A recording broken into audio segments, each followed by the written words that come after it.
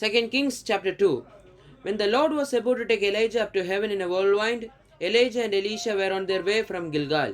Elijah said to Elisha, "Stay here, the Lord has sent me to Bethel." But Elisha said, "As surely as the Lord lives and as you live, I will not leave you." So they went down to Bethel. The company of the prophets at Bethel came out to Elisha and asked, "Do you know what the Lord is going to take your master from you today?" "Yes, I know," Elisha replied. "So be quiet." Then Elijah said to him, "Stay here, Elisha. The Lord has sent me to Jericho." And he replied, "As surely as the Lord lives and as you live, I will not leave you." So they went to Jericho. The company of the prophets at Jericho went up to Elisha and asked him, "Do you know what the Lord is going to take your master from you today?" "Yes, I know," he replied. "So be quiet." The Elijah said to him, "Stay here. The Lord has sent me to Jordan." And he replied, "As surely as the Lord lives, and as you live, I will not leave you." So the two of them walked on. 50 men from the company of the prophets went and stood at a distance, facing the place where Elijah and Elisha had stopped at the Jordan. Elijah took his cloak, rolled it up, and struck the water with it. The water divided into the right and to the left, and the two of them crossed over on dry ground. When they had crossed, Elijah said to Elisha, "Tell me, what can I do for you before I am taken from you?" "Let me inherit a double portion of your spirit," Elisha replied. "You have asked a difficult thing," Elijah said. "Yet, if you see me when I am taken from you, it will be yours, otherwise it will not." As they were walking along and talking together, suddenly a chariot of fire and horses of fire appeared and separated the two of them. And Elijah went up to heaven in a whirlwind. Elisha saw this and cried out, my father, the chariots and horsemen of Israel." And Elisha saw him no more. Then he took hold of his garment and tore it in two. Elisha then picked up Elijah's cloak that had fallen from him and went back and stood on the bank of the Jordan. He took the cloak and that had fallen from Elijah and struck the water with it. "Where now is the Lord, the God of Elijah?" he asked. When he struck the water, it divided to the right and to the left, and he crossed over. The company of the prophets from Jericho who were watching said, "The spirit of Elijah is resting on Elisha." And they went to meet him and bowed to the ground before him.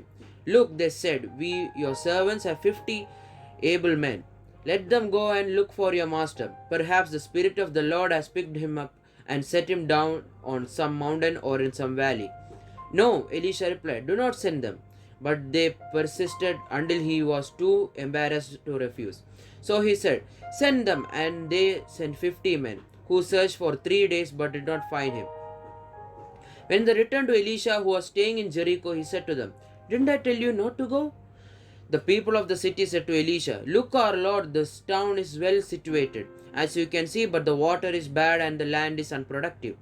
Bring me a new bowl," he said, "and put salt in it." So they brought it to him. Then he went out to the spring and threw the salt in it, saying, "This is what the Lord says, I have healed this water. Never again will it cause death or make the land unproductive." And the water has remained pure to this day, according to the word Elisha had spoken. From there, Elisha went up to Bethel. As he was walking along the road, some boys came out of the town and jeered at him. "Get out of here, Baldy," they said. "Get out of here, Baldy." He turned around, looked at them, and called down a curse on them in the name of the Lord. Then 2 bears came out of the woods and mauled 42 of the boys. And he went on to Mount Carmel, and from there returned to Samaria. 2 Kings chapter 3. Joram, son of Ahab, became king of Israel in Samaria in the 18th year of Jehoshaphat, king of Judah, and he reigned 12 years. He did evil in the eyes of the Lord, but not as his father and mother had done. He got rid of the sacred stone of Baal that his father had made.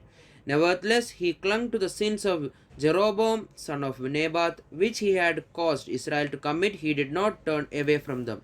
Now, Mesha, king of Moab, raised sheep, and he had to pay the king of Israel a tribute of 100,000 lambs and the wool of 100,000 rams. But after Ahab died, the king of Moab rebelled against the king of Israel. So at that time, King Joram set out from Samaria and mobilized all Israel. He also sent his message to Jehoshaphat, king of Judah. "The king of Moab has rebelled against me. Will you go with me to fight against Moab?" "I will go with you," he replied. "I am as you are, my people as your people, my horses as your horses." "But what route shall we attack?" he asked. Though through the desert of Edom, he answered. So the king of Israel set out with the king of Judah and the king of Edom. After a roundabout march of 7 days, the army had no more water for themselves or for the animals with them. What? Exclaimed the king of Israel. Has the Lord called us 3 kings together only to deliver us into the hands of Moab? But Jehoshaphat asked, Is there no prophet of the Lord here, through whom we may inquire of the Lord? An officer of the king of Israel answered, Elisha, son of Shaphat, is here. He used to pour water on the hands of Elijah. Jehoshaphat said, The word of the Lord is with him.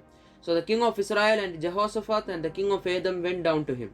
Elisha said to the king of Israel, Why do you want to involve in me? Go to the prophets of your father and the prophets of your mother.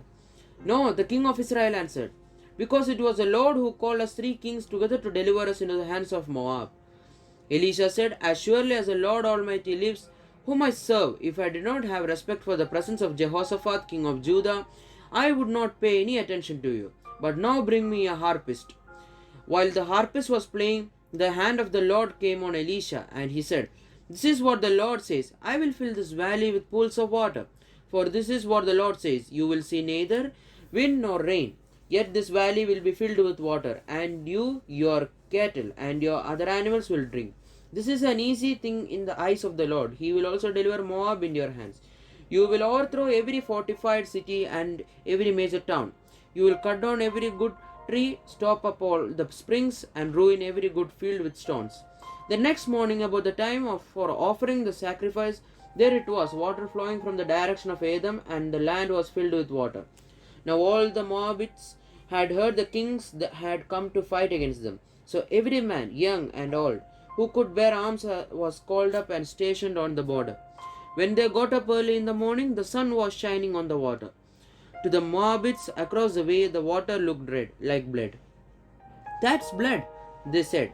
Those kings must have fought and slaughtered each other now to the plunder Moab. But when the Moabites came to the camp of Israel, the Israelites rose up and fought them until they fled. And the Israelites invaded the land and slaughtered the Moabites. They destroyed the towns, and each man threw a stone on every good field until it was covered. They stopped up all the springs and cut down every good tree. Only Kir Hareseth was left with its stones in place, but men armed with slings surrounded it and attacked it. When the king of Moab saw that the battle had gone against him, he took with him 700 swordsmen to break through to the king of Edom, but they failed. Then he took for his firstborn son, who was to succeed him as king, and offered him as a sacrifice on the city wall. The fury against Israel was great. They withdrew and returned to their own land. 2 Kings chapter 4. The wife of a man from the company of the prophets cried out to Elisha, Your servant, my husband, is dead, and you know that he revered the Lord. But now his creditor is coming to take my 2 boys as his slaves. Elisha replied to her, How can I help you? Tell me, what do you have in your house? Your servant has nothing there at all, she said, except a small jar of olive oil. Elisha said, Go around and ask all your neighbors for empty jars. Don't ask for just a few. Then go inside and shut the door behind you and your sons. Pour oil into all the jars, and as each is filled, put it to one side. She left him and shut the door behind her and her sons. They brought the jars to her, and she kept pouring. When all the jars were full, she said to her son, Bring me another one. But he replied, There is not a jar left. Then the oil stopped flowing. She went and told the man of God, and he said, Go sell the oil and pay your debts. You and your sons can live on what is left. One day Elisha went to Shunem, and a well-to-do woman was there, who urged him to stay for a meal. So whenever he came by, he stopped there to eat. She said to her husband, I know that this man who often comes our way is a holy man of God. Let's make a small room on the roof and put it in a bed and a table, a chair and a lamp for him. Then he can stay there whenever he comes to us. One day when Elisha came, he went up to his room and lay down there. He said to his servant Gehazi, Call the Shunammite. So he called her, and she stood before him. Elisha said to him, Tell her, you have gone to all this trouble for us. Now what can be done for you? Can we speak on your behalf to the king or the commander of the army? She replied, I have a home among my own people. What can be done for her? Elisha asked. Gehazi said, She has no son, and her husband is old. Then Elisha said, Call her. So he called her. And she stood in the doorway about this next year. Elisha said, You will hold a son in your arms. No, my lord, she objected. Please, man of God, don't mislead your servant. But the woman became pregnant, and the next year, about the same time, she gave birth to a son. Just as Elisha has told her, the child grew, and one day he went out to his father, who was with the reapers. He said to his father, My head, my head. His father told the servant, Carry him to his mother. After the servant had lifted him up and carried him to his mother, the boy sat on her lap until noon, and then he died. She went up and laid him on the bed of the man of God, then shut the door and went out. She called her husband and said, Please send me one of the servants and a donkey, so I can go to the man of God quickly and return. Why go to him today? She asked. It's not the new moon or the Shabbat. That's all right, she said. She saddled the donkey and said to her servant, Lead on, don't slow down for me unless I tell you. So she set out and came up to the man of God at Mount Carmel. When he saw her in the distance, the man of God said to his servant Gehazi, Look, there is the Shunammite. Run to meet her and ask her, Are you all right? Is your husband all right? Is your child all right? Everything is all right, she said. When she reached the man of God at the mountain, she looked to hold of his feet. Gehazi came over to push her away, but the man of God said, Leave her alone. She is in a bitter distress. But the Lord has hidden it from me and has not told me why. Did I ask you for a son, my lord? She said, Didn't I tell you don't raise my hopes? Elisha said to Gehazi, Tuck your cloak into your belt. Take my staff in your hand and run. Don't greet anyone you meet. And if anyone greets you, do not answer. Lay my staff on the boy's face. But the child's mother said, As surely as the Lord lives and as you live, I will not leave you. So he got up and followed her. Gehazi went on ahead and laid the staff of the boy's face. But there was no sound or response. So Gehazi went back to meet Elisha and told him, The boy has not awakened. When Elisha reached the house, there was a boy lying down dead on his couch. He went in, shut the door on the two of them, and prayed to the Lord. Then he got on the bed and lay on the body, mouth to mouth, eyes to eyes, hands to hands. As he stretched himself out on him, the boy's body grew warm. Elisha turned away and walked back and forth in the room, and then got on the bed and stretched out on him once more. The boy sneezed 7 times and opened his eyes. Elisha summoned Gehazi and said, Call the Shunammite, and he did. When she came, he said, Take your son. She came in, fell at his feet and bowed to the ground. Then she took her son and went out. Elisha returned to Gilgal, and there was a famine in that region. While the company of the prophets was meeting with him, he said to his servant, Put on the large pot and cook some stew for these prophets. One of them went out in the fields to gather herbs and found a wild vine and picked as many of its gourds as his garment could hold. When he returned, he cut them up into the pot of stew, though no one knew what they were. The stew was poured out for the men, but as they began to eat it, they cried out, Man of God, there is death in the pot, and they could not eat it.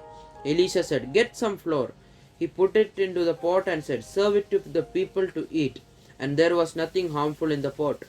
A man came from Baal Shalisha, bringing the man of God 20 loaves of barley bread baked from the first ripe grain, along with some heads of new grain. Give it to the people to eat, Elisha said. How can I set this before 100 men? His servant asked. But Elisha answered, Give it to the people to eat. For this is what the Lord says, They will eat and have some left over. Then he set it before them, and they ate and had some left over, according to the word of the Lord.